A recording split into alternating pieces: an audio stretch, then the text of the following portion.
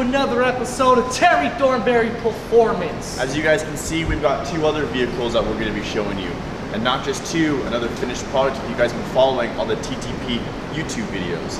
That being said, we've got a Miata here that's definitely got some upgrades that we'll be showing you. And we've got a 240 that's in desperate need of upgrades. That being said, 240's got a beautiful 1UZ swap, as you guys have already seen with the KA 5-speed transmission. And then the Miata right behind us is actually a turbo 1.6 build. Got some little goodies running the E85 that elote powered.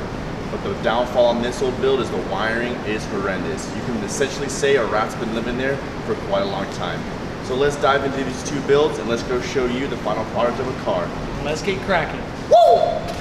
Alright, so we're starting off with this build today. As you guys saw on the previous video, we started the wiring and everything like that. So all the wiring is routed to where we need it to be.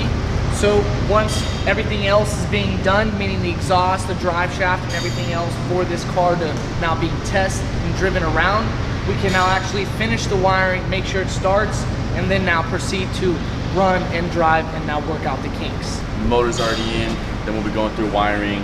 Now, last but not least, we need to make sure that we got the headers to fit into this chassis. You guys know this motor is a lot bigger than what the original motor is. That being said, we've got to do some custom routing on the driver's side. So since we have the rack and steering all on this side, that being said, we've got to make some custom configurations. We'll be showing you what Hernan did on the fab side, so he'll tell you more on what he had to do to make sure that the exhaust is in and out of this car to make sure it's sounding just as good as it looks. So as Jack just mentioned, we had to customize the headers because this motor is a lot larger than the OEM motor, so we had to make it flow correctly. So cylinder 1 and 2 fit perfectly fine. The last cylinder does not, so we cut the manifold, did a little bit of editing, so hopefully it'll bypass the steering rack, since that is the problem we're running into. The OEM style manifold was hitting the steering rack, so hopefully with our modifications it'll flow perfectly and it'll be easy to take on and off. So if you are working on the car, you don't have to struggle too much with it trying to get it on and off or having to move the motor or anything like that. So let's get back to the boys. I know they're working on the Miata, so let's go see what they're doing. All right guys, as you can see, I'm squeezing the Miata here. So the biggest thing why she's here is actually the wiring situation. So I'm in here getting actually the final little layouts of what I need to do. Let's hop out outside and let's go show you the main problem that's going on. So when it comes down to wiring, a lot of the things is going to be voltage, grounds, and resistance. When it comes down to your wiring, you really need to make sure that it's all properly laid out, and obviously your voltages are correct.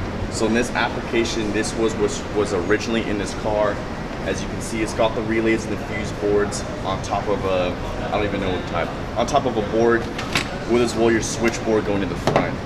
Now at the end of the day, the car did turn on, it did drive, it did do its kind of functions, but when you go and do your voltage checks and resistance, a lot of it was off the charts. Alternator was not producing any voltage. Your fuel pump wire literally burned itself out, so too much power going through with it. That being said, as you can see what's going on, a huge rat's nest. All the powers and wires are going to ignition. That being said, we're removing all of it. We're laying down a new map for all the wiring, for the engine, the fuel pump, the blinker, the lights, the whole 9 yards. So this isn't just a stock Miata, it's an NA with a 1.6 fly kit Miata turbo system on this thing. It is running E85 with a dual row outlet pump as far as for the rear. It's got a whole roll cage on it, dual caliper hydro, whole 9 yards. So the car is ready to drift, but unfortunately the wiring system is not adequate enough. Not only is the wiring, a lot of the stuff in the engine bays, you can see a lot of the vacuum lines. I've got weird vacuum gauges going to boost solenoids. I got improper vacuum lines routed. That only said fuel lines, a bunch of little things that are running underneath the ground that aren't just safe to go on the track. I got a lot of things that need to get wired up so this thing drives and performs just as good as it looks. I'm showing you guys two project cars that we're about to get into, so let's go show you a final product of last week's video. Woo!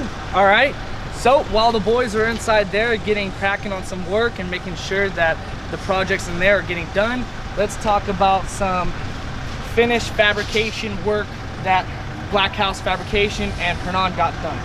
So I don't know if you guys saw in the last previous videos, but when it first came in, man, this thing did not have a front end, and it wouldn't be able to have the front end on because it was completely destroyed off in the collision that it was in. So with that being said, Black House Fabrication came up with this simple tube front design. So all the fenders are all nice and intact with fender brackets. We got this beautiful, nice structure for the tube front as well, along with the headlight brackets, making sure everything is in its OEM location and everything is nice, reinforced, and strong. So with that being said, the customer did bring in just a broken Koki headlight, so we did have to make another existing headlight bracket off of the OEM headlight bracket that we already made, just so the headlight now holds and it is now in its OEM location. So not only did we do this tube front, but all of our tube fronts that we offer come with a bash bar design. So with that being said, if you do the simple design, we do a simple single bar bash bar, making sure the bumper is nice, held up, and everything is in its OEM location, and making sure it's looking as if it came off the dealership showroom floor. So as you guys can see, the wiring is absolutely not done at all. That's when Jack and I come in and we actually now knock out the rest of the work that needs to get done. So with that being said, let's close the hood, make sure everything still looks as if it came from factory, a Koki S14, because this is a front end conversion. This was a Zenki, now it is Koki, meaning before and after. So this is a 1998 S14, now has a Koki conversion front end from Black House Fabrication and Terry Thornberry Performance. So if you guys are interested in getting some work done like this or any fabrication, please leave a comment below or go ahead DM me or Black House Fabrication, and let's get you appointed in and set up. But for now, let's go back inside and see what the boys have gotten done. Let's go.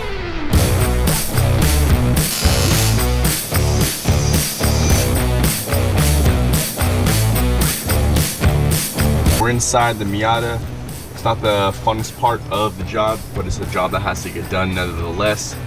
One of the biggest things why I'm deluming a lot of the wiring back is because it is on a mega squirt system. So I want to make sure that everything is wired correctly.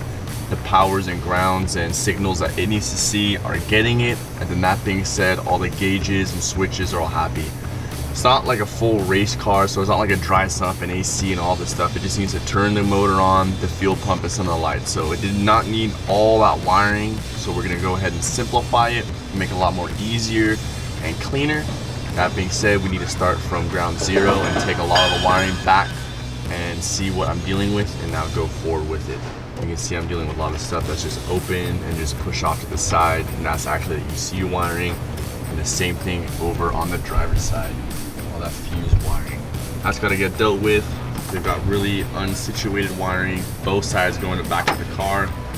It's all getting dealt with, and then that being said, fuel lines on the bottom that are pretty close to the ground. Let's get this thing wired up correctly so we can hear this thing rip. The biggest thing is you just want to lay down a map, see where you're dealing with, write down on a piece of paper on what all the wires are, if you're able to or not, and then make it a lot more. It's gonna make it a lot easier and less complicated on yourself. Just have a chart.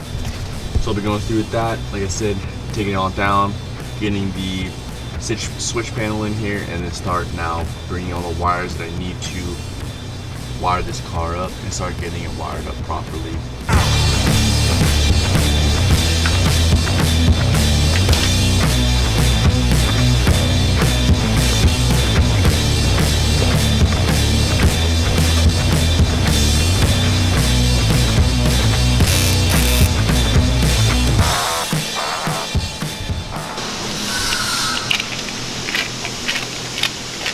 Oh, we're probably doing a little update, aren't we? So, like I said, we're going through the front of the wiring, making sure that the front headlights, the fans, and the front blinkers are all situated. You always want to find a map for yourself and get it all written down. But I actually think I forgot to mention you guys about the front and the rear bash bar that we had custom made. So you guys seen them getting mounted on OEM spots, so no type of crazy fabrication. All you gotta do is just basically cut your bumper if you have a lower kind of kit just to get for the jacking points. So we went ahead and we made those obviously with Hernan. So Black House Limited whipped these up real quick. We got a front and rear bash bar And as well, we got a front and rear jacking point to allow you to lift and raise the car, obviously from the front or the rear end. It allows it to be very durable, and on top of that, it keeps your front and rear bumper from sagging. So it's gonna give it a little bit of support, which I know all you aftermarket bumper guys definitely run into a little bit of that issue. So I know it's been kind of a short little video showing you guys basically what we've been doing at the shop, staying busy.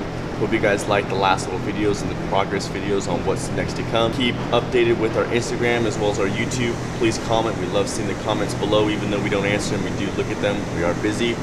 Keep them up. Hope you guys like and enjoy. Subscribe. Other than that, peace out, guys. Woo!